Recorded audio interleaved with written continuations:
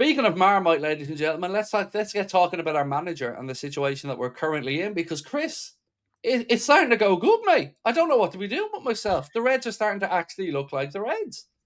Yeah, it's weird, isn't it? Like, honestly, it feels like every single result can sort of change where your head's at. I think I've still got the consistent feeling that Arne Slot's not the manager to lead us long term. I still got that pretty much regimented in my head, but doesn't Hey, mean Connor, he knows what he's doing. He knows what He he's knows doing. what he's doing. He knows. it doesn't mean that he can't have success this season. And we're You're still just a hater, Chris. You just hate him. That's it. You're a hairist. That's all you are. Yeah. Okay. But listen, if Arne Slot rocks up with a tash, then maybe my opinion would change. He stopped wearing navy. That'll be what and it we've is. turned it around, Chris. I mean, come on. People hate me all they want. I've been on this lad to get out of that navy and into Liverpool club gear. No sooner has he done it than the results follow. So you're welcome, world. There you go. Get that old Tommy Hilfiger stuff in, and it's beautiful. I noticed that as well. Yeah, getting the badge in. I seen that in the presser. Yeah, Tommy Hilfiger straight away. Good man. But yeah, no, it's looking good. You know, wins, clean sheets, good at set pieces. I mean, this is like, you know, crazy stuff considering what we were talking about like 2-3 months ago. Yeah, happy times. It's mad, isn't it? Yeah, waking up, looking at my phone, and not having the cold sweats as soon as I pick it up. Like it's been good, Connor. I know we've said this quite a bit recently, but would it be fair to say that was our best performance of the season against Brighton? You know, good team. We know that they come and play the way we like to play, but still, it was top notch.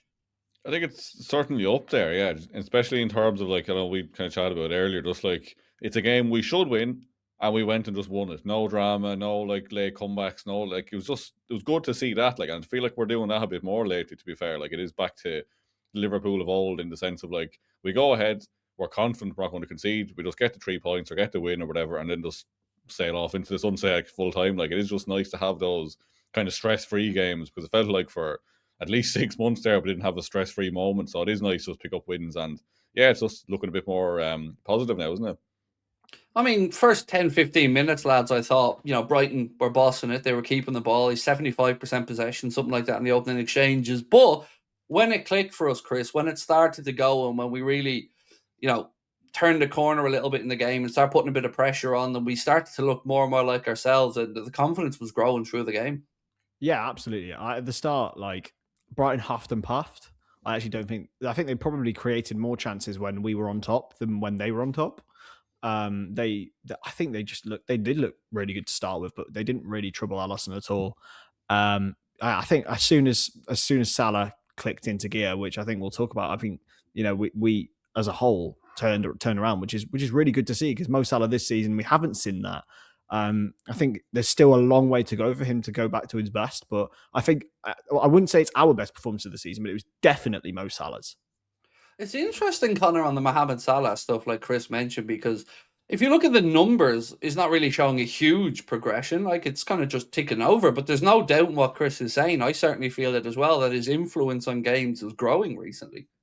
Definitely. I think he has something like there's 6 goals and assists now in the last 6 games. Like he is definitely providing output, and even Arne highlighted as well, like his defensive contributions have gone up a lot, like since he come back from AFCON. I think just the all-round performances definitely for him are getting better, and it's good to see him. Like he's just getting back to his best, or maybe not even his best, but back to somewhat near it, and he's contributing good to the team. He's getting, like I said, goals and assists. Like it is just good to see him happy, and he actually does look happy, which is good to see considering like how unhappy he was like a few months ago. So yeah, good news on that one, that he's back, and just he's starting to get back on the score sheet. Good to get a bit of confidence getting that penalty as well, and even great work to win that penalty, like that little burst of pace to get past the Brighton player and then like make the run into the box to win the penalty was fantastic to see as well. So yeah, just definitely Salah back to somewhat near his best, but yeah, good signs on that one. I have a theory, gentlemen. I have a theory. I think that it's the decision's been made that he's going in the summer, and he's just going to enjoy the last few months. And he's kind of, again, I've nothing to back this up, but he just feels like a man now who hasn't got weight on his shoulders, who's just enjoying it in the moment, being there. You could see he was taking in the adulation of the cop yesterday throughout the game on a few occasions. And I just think maybe there's an acceptance all around that this summer could suit all parties, Chris. That's at least my theory. I hadn't thought of that, but I think I agree. The way that he's been like, he's been doing a lot of that. He's been doing a lot of pumping the badge, like a lot of like taking it in. I think to be honest, I think I'm going to put my tinfoil hat on and agree with you there, Craig. I think it's pretty much spot on. And he looks like, I still think he looks like sometimes he's forgotten how to kick a football. But you can see his effort is upped, like defensively, as you said. Yeah, that I think would be a very reasonable theory. And obviously, if he helps the club win a trophy or two at the end of his Liverpool career, then that's only going to enhance his legacy, isn't it? Absolutely. But one thing, Connor, on all of this is, if he is to go this summer, it really would be nice for the fan base to know in advance. Not from a selfish perspective, but just so they can, prepare the groundwork for the proper goodbye, or as James Pearce is calling it, the start of the long goodbye. Yeah, it's hard to know what that looks like, isn't it? Like, I feel like it'd be weird to announce that, like, Salah has agreed to join Al Hilal for a move of £40 million and announced it in April for some reason. You know what I mean? It's kind of hard to know whether we will get a proper goodbye or not. But look, I'm sure, like, even if he does leave, like, we have to get some sort of testimonial or get him back to Anfield someday for a match. Just friendly, even with Al Ittihad. Well, anything, yeah, something just to give him recognition, because like if any player deserves it, he does, and I hope he does get a proper send off, and I hope if he does leave that it is his decision, as well as fair enough, like club will obviously want to get a decent fee for him, but like I really hope it is on his terms that he does leave and he's not forced out. But yeah, I don't think I'm 100% on that bandwagon, but I'm probably leaning more that way than him staying next year. So yeah, would not surprise me one bit if he does leave in the summer, which would be sad, but hopefully he gets a good send off. Genuinely, if he stays, I'm absolutely happy with that as well. Like Connor said, Chris, I just want this to be something that he's happy with, and he's earned the right to dictate this final chapter of his career. And I think the thing that sort of broke our hearts a little bit when he had that whole rant back in November was the fact that we felt like it was going to be the goodbye that no one really wanted. Like the whole frustrating scenario, the performance at Leeds and things like that. It felt like leaving on a sour note would have been really, upsetting for a player who is, one of the top 3 or 4 Liverpool players ever. It would have been a horrible way to leave. I think, as you say, this summer, next summer, whatever it is, I think it would be one of those two. Yeah, look, he's Mo Salah. Like, I think he deserves more than any goodbye we could possibly give. Really, he's given so much. So, just to quickly close out yesterday, a couple of quick points. Firstly, favorite goal, Connor, of the bunch? I think it has to be Szoboszlai, doesn't it? Just like the Salah pass, just the fit, like the amount of like power he put into that shot, even the score was just ridiculous. He absolutely rattled the net, and like giving us that pass through was just like fantastic as well. So yeah, definitely the second one. But yeah, Szoboszlai just, yeah, I don't know why he didn't need to hit that hard, but he did. But I'm glad he did. But yeah, definitely Szoboszlai's goal. It's a weird one on Szoboszlai's goal scoring lately, because I love his celebration. It's just so simple, but I just love it. It's just perfect.